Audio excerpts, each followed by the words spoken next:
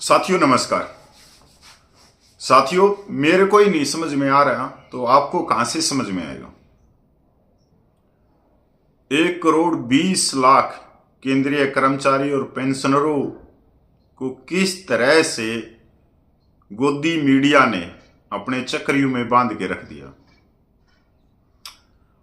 8वां वेतन आयोग का सिर्फ अभी तक घोषणा हुई है, ना अभी उसका अध्यक्ष और ना ही अभी तक उसके मेंबर के लिए कोई नोटिफिकेशन निकला भारत सरकार से। पर गोदी यूट्यूबरों ने धमाल मचाया हुआ, बगैर पानी पिए हुए लगातार 16 जनवरी से टेबल के ऊपर टेबल निकाल रहे हैं, फिटमेंट फैक्टर दे रहे हैं। मेरे को ऐसा लगता है कि भारत सरकार को आयोग बनाने से पहले जो ये गोदी यूट्यूबर हैं, कोट टाई वाले हैं, इन सब को दिल्ली बुला लेना चाहिए और इन्हीं का एक आयोग गठित कर देना चाहिए, क्योंकि इनसे ज्ञानचंद्र, ध्यानचंद्र, बुद्धिजीव, वित्त के सलाहकार कोई नहीं। ये ऐसे यूट्यूबर हैं कि ये सिर्फ एक हमारे देश का वेतन नहीं घोषित करते, अब ये दूसरे देशों में भी पूछ गए। साथियों, हद तो तब हो गई जब कल शाम को वीडियो डालते हैं कि 1.84 का फिटमेंट फैक्टर मिलेगा। अगले दिन सुबह बोलते कि रात में फिटमेंट फैक्टर चेंज हो गया। अब केंद्रीय कर्मचारियों की हो जाएगी बल्ले बल्ले, मिलेगी खुशखबरी, आएगा लाखों का वेतन, साथ में बोरी भर भर के एरियर। एक कोट टाई पहन के गोदी यूट्यूबर कह रहा है कि 1.84 से जबरदस्त वेतन बढ़ जाएगा। तो अगले दिन उसका भाई कोट टाई पहन के कह रहा है 1.92 का फार्मूला मिलेगा। अगले दिन और उसका भाई आ जाता है, वो कहता है कि 2.28 का फार्मूला मिलेगा। अगले दिन उनका भी एक और बाप आ जाता है, वो कहता है 2.86 का फार्मूला मिलेगा। जबकि इन चारों फार्मूलों में खासकर 1.84, 1.92, 2.28 में केंद्रीय कर्मचारियों की कोई बल्ले बल्ले नहीं हो रही, कोई खुशखबरी नहीं।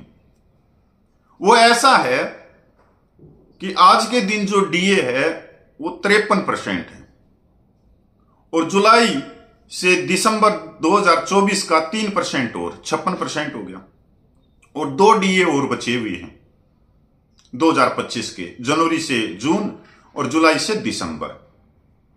और आयोग अपनी जो रिपोर्ट देगा कम से कम उसको 18 महीने तो चाहिए। तो अभी तक तो उसका अध्यक्ष भी नहीं बना है, तो 1 महीना तो ये चला गया, बचे इसमें 11 महीने। तो आगे चल के ये 2025 में जुलाई अगस्त तक हो सकता है बहुत ही ज्यादा काम करे। और वो अगर आयोग ट्रिप पे ट्रिप मारता रहा विदेशों में, वहां के वेतमान देखने के लिए, वहां के कर्मचारियों का कितना वेतन है, कितनी पेंशन है, वहां की अर्थव्यवस्था क्या है, अगर वो टूर लेता रहा तो और ज्यादा लंबा समय लगेगा। वैसे आजकल सब कुछ इंटरनेट पे उपलब्ध है, क्योंकि डिजिटल हो चुका है सारी चीजें, तो वहां से वो निकाले। पर भाई फ्री का टूर को कौन छोड़ेगा। अब एक गोदी यूट्यूबर ने इन सब को पीछे हटाते हुए उसने जो फिटमेंट फैक्टर घोषित कर दिया, सरकार को घोषित करने की जरूरत नहीं है, खुद ही बना रहे हैं आयोग, 3.68। अब मेरे को लग रहा है कि ये जब तक आयोग अपनी रिपोर्ट नहीं देगा, ये जो फिटमेंट फैक्टर है ये 100 का आंकड़ा पूरा कर देगा। मतलब जिसकी 18,000 रुपया पेंशन है उसको ये 18 लाख पे ले जाकर छोड़ेंगे। अब 3.68 में जो न्यूनतम वेतन 18,000 है, तो उसका जो वेतन बनेगा नया 66,240 रुपये। भाई बहुत बढ़िया, बहुत बढ़िया। अगर किसी का किसी का वेतन 30,000 है या किसी की पेंशन 30,000 है और फिटमेंट फैक्टर 3.68, तो उसका नया वेतन या पेंशन 1,10,400 बनेगी।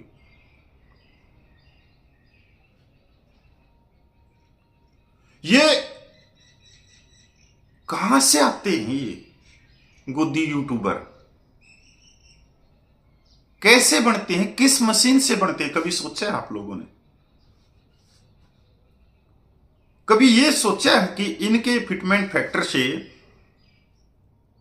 सरकार की एजेंसियां, जो केंद्रीय कर्मचारी समाज है,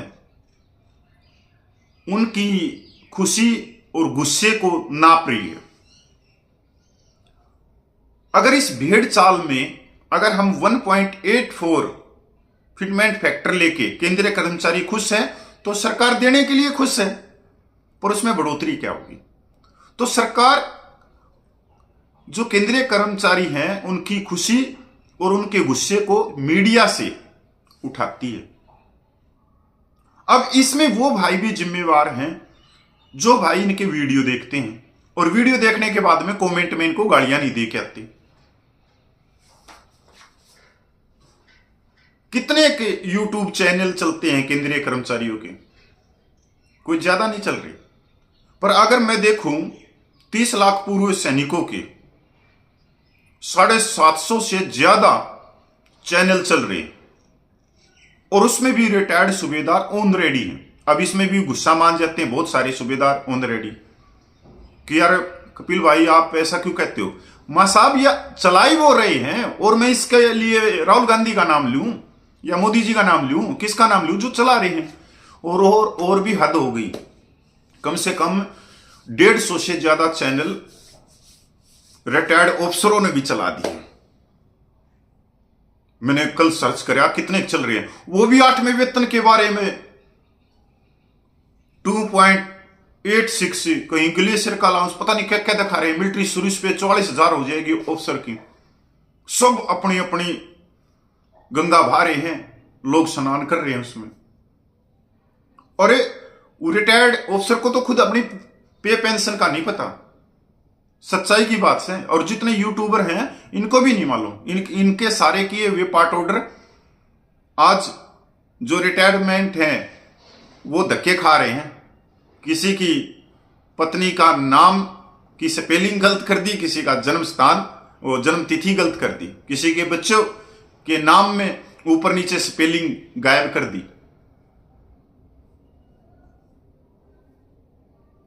साथियों,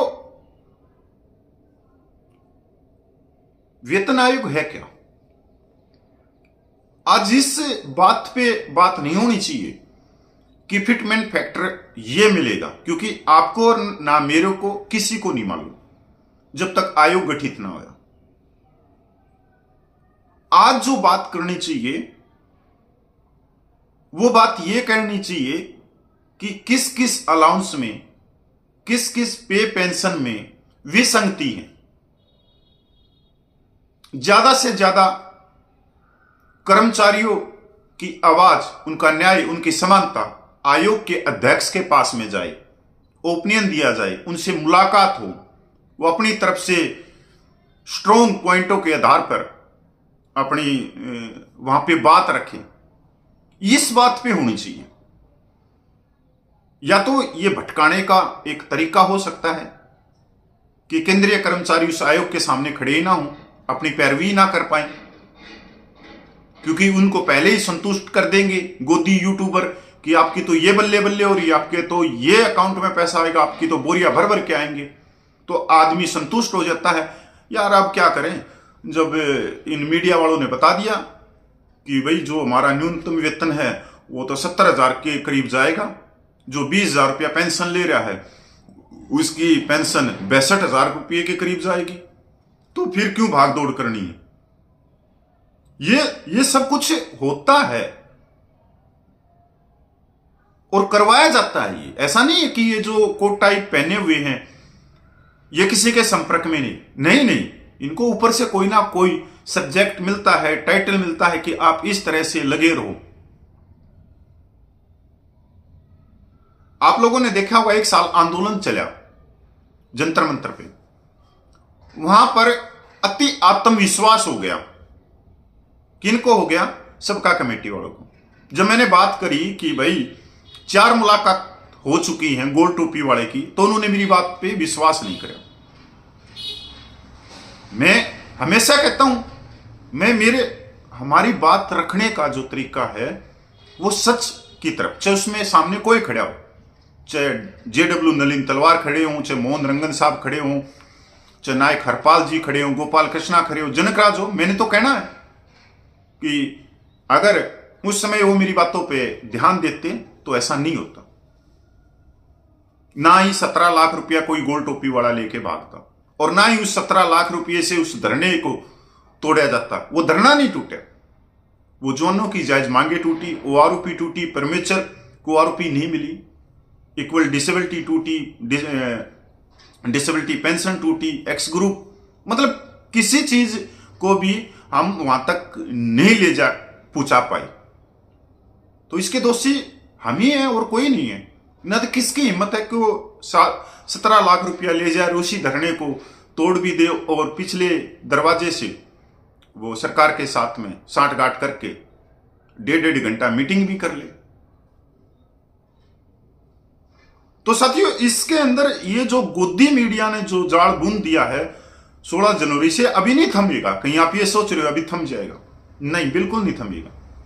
जितना इनको लोग देखेंगे, करोड़ों केंद्रीय कर्मचारी हैं, राज्य सरकारों के कर्मचारी हैं, ये ऐसे ऐसे दिमाग जिसको कहते हैं चालाक बुद्धि या 420 वाली बुद्धि, चालाक बुद्धि तो नहीं कहूंगा, 420 वाली कहूंगा, लोगों को उलझाना, लोगों को गुमराह करना, लोगों को बरगलाना, लोगों को अपने अनुसार उनके दिमाग में भरना, उनका ब्रेन वॉश करना और अपनी बातों से उनके दिमाग में लिख देना, यह है गोदी मीडिया, यह कोट टाई वालों की चाल। कोट टाई वाले कभी भी 8वें वेतन के साथ में यह नहीं कहेंगे कि इक्वल मिलिट्री सर्विस पे समान होनी चाहिए, डिसेबिलिटी पेंशन समान होनी चाहिए, जो अलाउंस है, चाहे ग्लेशियर के हैं, चाहे इंसर्जेंसी के हैं, चाहे दूसरे अलाउंस हैं, वो सब एक समान होने चाहिए। एक्स ग्रुप है, JCU रैंक है, इनकी कभी बात करेंगे ही नहीं, क्योंकि इनको सब्जेक्ट दूसरा दिया गया है। पर आप मेरे को देखोगे, मैं वहीं पे ले जाके खड़ा कर देता हूं कि आपका मान और सम्मान और समानता क्या है। मैं वहीं पे रहता हूं। एक तरफ ये 750 झूठों की भीड़ है, तो उस सब उनके सामने मैं सिर्फ अकेला हूं। मैं कभी ये नहीं कहता कि इससे आप लोगों की बल्ले बल्ले हो जाएगी, खुशखबरी हो जाएगी, नहीं। मैं अपने उसी लाइन, उसी ड्रे पे हूं कि हमेशा मैं याद दिलाता रहूं कि आप की मान और सम्मान और समानता क्या है, कहीं आप सो ना जाए, क्योंकि ये आपको सुलाना चाहते हैं कोट टाई वाले यूट्यूबर, ये आपको सुलाना चाहते हैं बिल्कुल कि आप सो जाओ, निश्चित होकर सो जाओ, बहुत जबरदस्त फायदा होगा। पर मैं आपको जगाता रहूंगा, नहीं भाई खड़ा हो ले, बगैर खड़े हुए कुछ नहीं मिलेगा। कहीं आप ये सोचो कि सरकार सोते हुए को दे देगी, नहीं। जब तक सरकार तक आपकी न्याय समानता की आवाज नहीं जाएगी, तब तक सरकार हाथ पे कुछ नहीं देगी।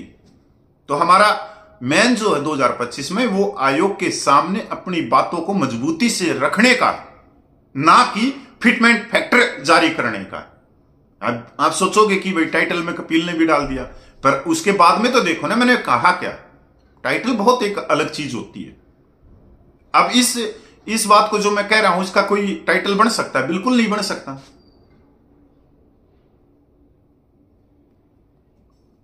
साथियों, मैं क्या कर सकता हूं भाई? देखो, संख्या ज्यादा है 750 व्यक्तियों की, मैं अकेला हूं। अब 750 जो व्यक्ति हैं, उनके करोड़ों में सब्सक्राइब हैं और अरबों में उनके व्यू हैं। मैं एक छोटा सा आदमी हूं, पर फिर भी मैं कहते हैं भाई, अगर चींटी हाथी के सूंड में घुस जाए तो उसको गिरा देती है। तो अपने जैसा चल रहे हैं वैसा चल रहे हैं, पर बहुत सारे हमारे साथी हैं वो जागरूक हो रहे हैं, और जागरूक होने के बाद में जैसे ही पे कमीशन उनकी स्टेट में पूछेगा, तो वो हो सकता है कि अपनी बात मजबूती से रखें। और अगर वो बात मजबूती से रखते हैं तो वो सिर्फ अपने स्टेट के पूर्व सैनिकों की बात मजबूती से नहीं रख रहे, वो 30 लाख पूर्व सैनिकों की बात को मजबूती से रख रहे, कश्मीर से लेकर कन्याकुमारी तक। तो अब आपको देखना कि आपको क्या देखना, आपको क्या करना, या आपको इन यूट्यूबर हैं जो छपरी टाइप के हैं, आपको इन्हीं पे विश्वास करते हुए खुद जो आपके बनते अधिकार हैं उनको पीछे हटाना है, या आपको जागरूकता होते हुए, समझदारी होते हुए, समझदारी से काम लेते हुए 8वें वेतन आयोग के सामने पेश होना है और अपनी बातों को मजबूत रखना है। ये आप पे निर्भर करता है। ये जो हजारों संस्थाएं बनी हैं पूर्व सैनिकों की या केंद्रीय कर्मचारियों की, उनको देखना, ना कि ये यूट्यूबर सिर्फ कोट टाई पहनते हैं, वापिस अपने स्टूडियो में आते हैं, इनके तो खुद के स्टूडियो बनाए हुए हैं घरों में, वापिस फिर चाय पीने लग जाते हैं और फिर कहते हैं हंसते हुए, अब की बार महीने में तो कम से कम 6-7 लाख रुपये तो यूट्यूब से मिल जाएंगे। फिर सब हंसते हैं, चलो अब की बार शिमला घूम के आते हैं, चलो अब की बार ऊटी घूम के आते हैं, चलो अब की बार कोई प्लाट देखते हैं करोड़ों रुपये का, चलो अब कोठी लेते हैं। ये इनका ये सिंपल सी बात। मैं क्यों लाइव आता हूं? मैं हमेशा ही लाइव आता हूं। मैंने ऐसे ही, अभी तो मैं नहाया भी नहीं हूं, बगैर नहाए हुए, बगैर कोर्ट में, क्योंकि मैंने अपनी बात कहनी है। पूर्व सैनिकों को जागरूक करना है। पूर्व सैनिक जागरूक होंगे तो अपनी बातों को ऊपर पहुंचाएंगे, अपनी बातों को ऊपर पहुंचाएंगे तो सरकार मानेगी, सरकार मानेगी तो 2 रुपये के पे पेंशन में फायदा होगा तो मेरे को भी हो जाएगा। ज्यादा मेरे लोभ लालच में मैं कभी घुसता नहीं। आज तक जिंदगी का वसूल है, 11-12 साल से हो लिए संघर्ष में, ना किसी भाई से 1 रुपया लिया है, अपनी पेंशन से ही संघर्ष में कुछ ना कुछ लगाया और जबरदस्त लगाया। तो बस यही है कि अब आपको देखना है कि कोट टाई वाले का वीडियो देखते हुए आप लोगों को उनके कमेंट में क्या कह के आना, ये आप पे निर्भर करता है। नमस्कार, जय हिंद, वंदे मातरम।